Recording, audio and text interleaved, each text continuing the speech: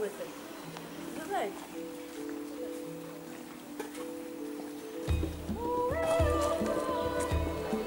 Joo. Ja miten minä mä jotta niiden taloudessa jotain.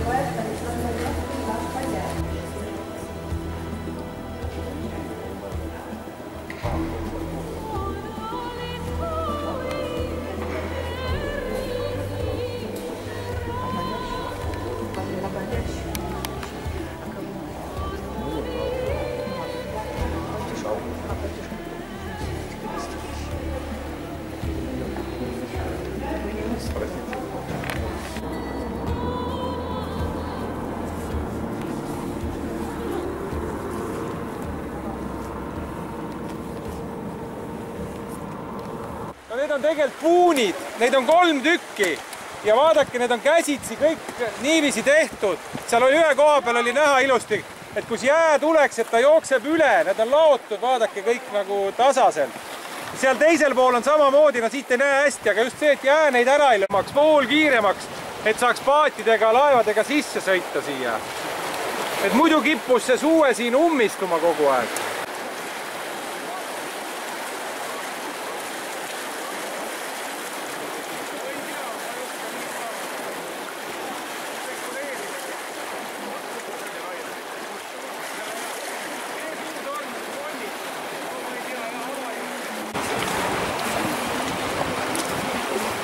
Veipsi on siit, kõik see, mis te näete, on Veipsi. Siit selle 2 puul on seal otsas ja siin otsas, selle vahel algab Narva jõgi. Ja Narva jõgi läheb sinna poole. Ja näete, Vene piirivalve post on ka sellest poole. Venemaa on see tagas ja praegu see poja paistab. Praegusel juhul ametlikult on see kõik jõgi oma teie au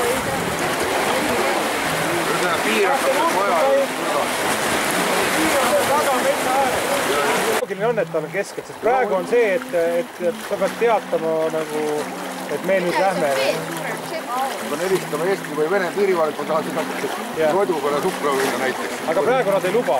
Kuna piiriveekogul on see režiim, et tookord me käisime piirivalve ise viis meid sinna. Aga noh, nad ei taha, et keegi... Ei, no neil on hirmist seda tarvis. Ja siin te ei näe näiteks, kellel teravam silm on, seal on mingi roosa poi seal kaugel. See on keset jõge ja see on Eesti-Vene piiripoi. Aga siin ei ole ühtegi poid, see on Eesti omalik. Ei ole vaja panna. See poi on seal üleval nurgas.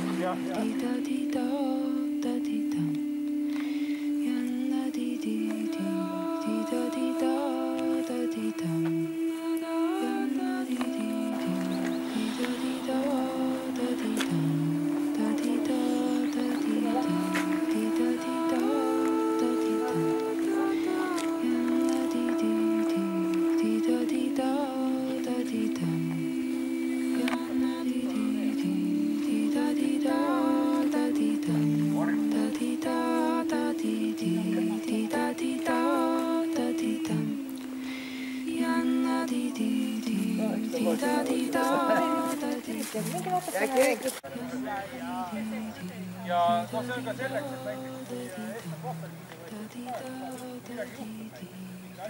toimub Eesti Vabariigi piiriposti number 543 juures, siis on kõigil nagu head. Oota, kas see, kus on Läti ja Vene ja Eesti piiri Aga ma ei mäleta kumba küsi. 1, 2, 3, 4, 5. Aga sinna poole on juba hakkab mingi 40-ndast, sellepärast et esimesed 30 on ära varastatud. Sealpool on ka mingi piiripost või? Natuke maad edasi on ka piiripost. Aha, viibuline. Sest vanasti see kolmikpunkt oli ju kuskil seal kaugel Petserimaal. Jah, just, seal on teine veel. Täpselt vastas on see Vene väike piiripost ka näha tegelikult.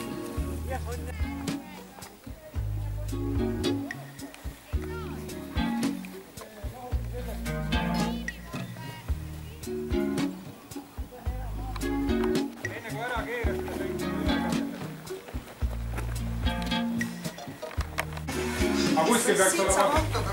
Jaa, siit saab traktoriga üle. Väiksemad traktorid. Rannaungari rebi.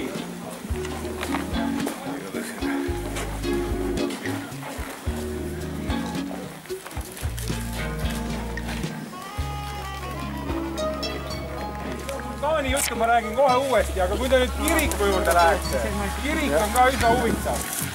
Kui te lähete kiriku juurde, siis enam-vähem see bussikatuste taga, mitte see suur katus, mis seal paistab, aga 50 meetrit sellest kirikust, mis te näete, on teine kirik ja tunnete ära kiriku akende järgi. Ja selle teise kiriku juurde peab minema hoopis või? Ei pea, te näete, ma räägin, oodake. 50 meetrise vahega on 2 kirikut ja miks see nii oli?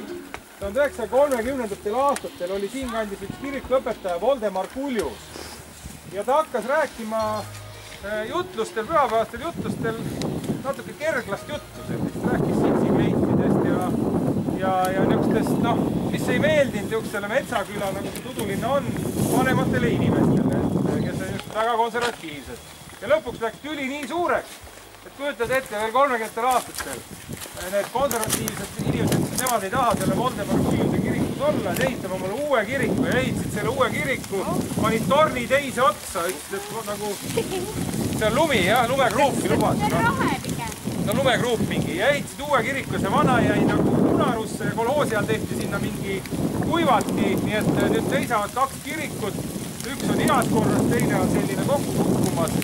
Arvata, või noh, mingi seltskond tekib, et peaks seda teise ka kuidagi nagu vähemalt konserveerima. Tudulinna rahukogudus, see siis nii-öelda töötab, kui kiriku kohta saab öelda, et töötab. See on see vanem. See on uuem. See, mis ehitati uus.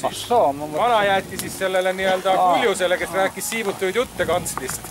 Aga noh, tulid segased ajad peale ja ma ei teagi, mis sellest Kuljusest sai. Ta oli Iisaku kirikuõpetaja ka, minu arust ta visati Luteri kirikust. Aga noh, osadele meeldis selline moodsam jutt ka, et mitte ainult selline väga klassikaline jutt. Saab kui vulkaan. Nad ei teadnud, olid filmilugusid lugenud ainult ja